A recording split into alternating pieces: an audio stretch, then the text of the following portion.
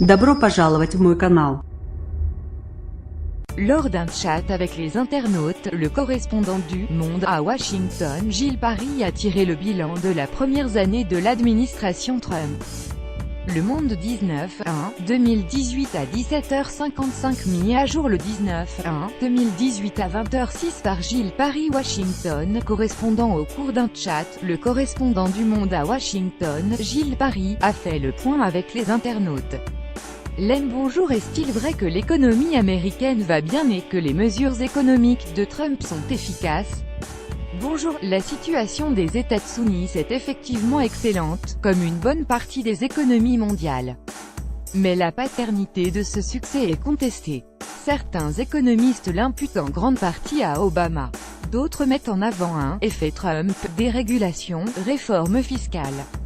La vérité se trouve sans doute entre les deux. Artiste Trump a-t-il un électorat stable et fidèle? ESTCE que, le cas échéant, cette base peut permettre au parti de remporter les élections de mi-mandat. Donald Trump dispose du pire niveau d'approbation pour un président au bout d'un an de mandat, mais sa base, qu'il entretient avec la même rhétorique incendiaire qu'au cours de sa campagne, reste mobilisée. Les élections partielles, qui se succèdent depuis l'automne, ne cessent cependant d'envoyer des messages alarmants. En Virginie, dans l'Alabama et dans le Wisconsin, la mobilisation démocrate l'emporte désormais sur celle des républicains. La posture de Donald Trump, qui ne s'adresse qu'à une partie de l'électorat, est donc à double tranchant. La totalité de la Chambre des représentants et un tiers du Sénat vont être renouvelés en novembre. Traditionnellement, ces élections sont défavorables au parti en place à la Maison-Blanche. Les démocrates doivent gagner 24 sièges pour prendre le contrôle de la Chambre, ce qui paraît pour l'instant plausible. En revanche, il y a plus de sénateurs démocrates que de républicains qui remettront leur siège en jeu, dont une dizaine dans des États remportés par Donald Trump en 2016, comme le Missouri, la Floride ou le Dakota du Nord. Une bascule du Sénat semble donc peu probable pour l'instant. Le contrôle de la Chambre suffirait aux démocrates pour bloquer l'agenda de Donald Trump, mais il ne pourrait pas empêcher les nominations, qui sont l'apanage du Sénat. Si l'économie reste florissante et si Donald Trump apparaît comme le principal facteur de cette bonne santé, les républicains seront en revanche mieux placés.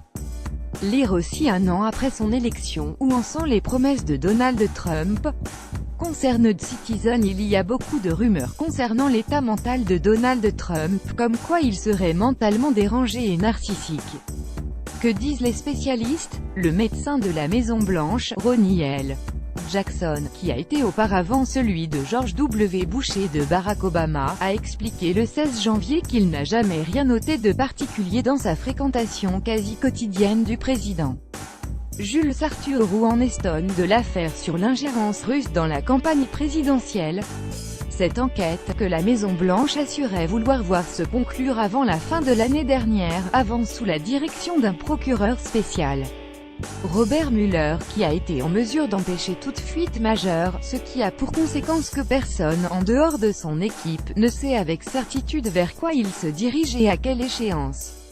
Elle semble arpenter plusieurs pistes: les liens éventuels entre des piratages informatiques imputés à la Russie en 2015 et en 2016 et l'équipe de campagne de Donald Trump, les contacts avec des personnalités liées à Moscou comme lors d'une rencontre avec le fils du président Donald Trump Jr. en juin 2016, les relations financières passées entre Donald Trump et des entités russes, et enfin l'éventuelle obstruction à la justice qu'a représenté le limogeage de James Comey en mai 2017, alors directeur du FBI et chargé de cette même enquête.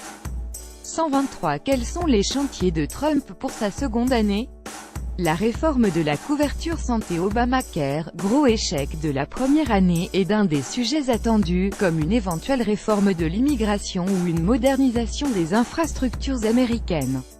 Le temps utile de cette deuxième année est cependant compté, puisque les primaires pour les élections de mi-mandat vont débuter d'ici un bon mois et qu'elles ne sont généralement pas propices à la prise de risque. Au niveau de la politique étrangère, deux dossiers vont rapidement s'imposer. Le premier est le conflit israélo-palestinien, pour lequel un plan américain doit être présenté, dans un contexte difficile compte tenu de la rupture avec les Palestiniens qu'a provoqué la reconnaissance unilatérale de Jérusalem comme capitale d'Israël par Donald Trump. Lire aussi Mahmoud Abbas dénonce la claque du siècle, infligée par Donald Trump sur Jérusalem. Le second est l'accord sur le nucléaire iranien, un dossier pour lequel le président s'est placé de lui-même en difficulté en se lançant le 12 janvier un ultimatum pour sa réécriture, refusé par les autres signataires. Cet ultimatum expirera dans 120 jours. Sur ces deux points, les États sunnites sont de surcroît très isolés. La politique internationale de Trump, ou du moins certaines de ses déclarations, semble brutale et impulsive. Pensez-vous que ce soit irréfléchi ou y a-t-il une véritable stratégie? Il faut faire la part entre la communication, la diplomatie Twitter à l'emporte-pièce et les choix stratégiques de cette nouvelle administration, souvent trop rapidement présentée comme isolationniste.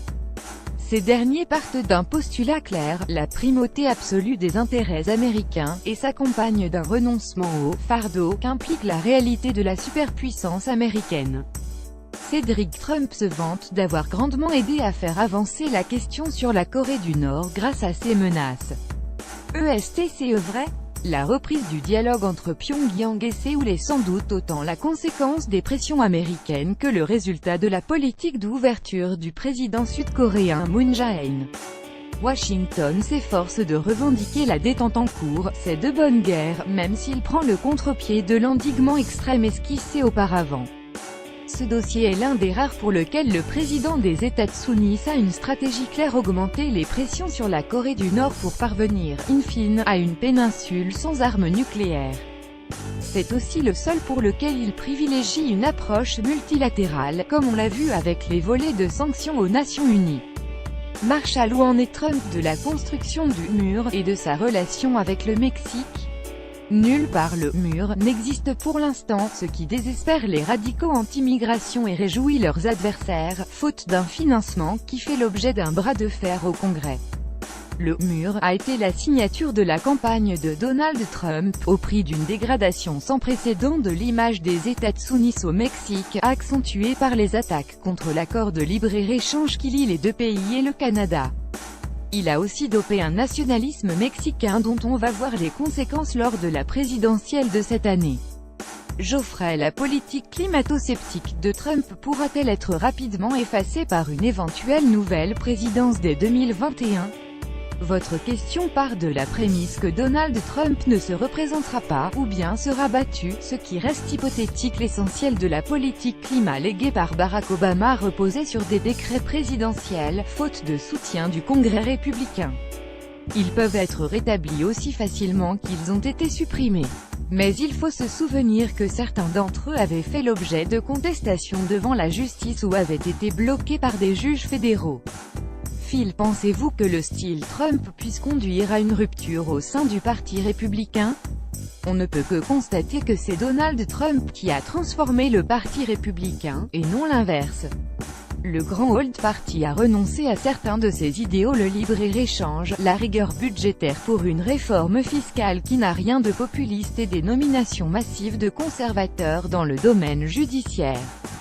Une bonne partie des républicains historiques en prennent acte en se retirant de la vie politique, comme on le voit au Congrès.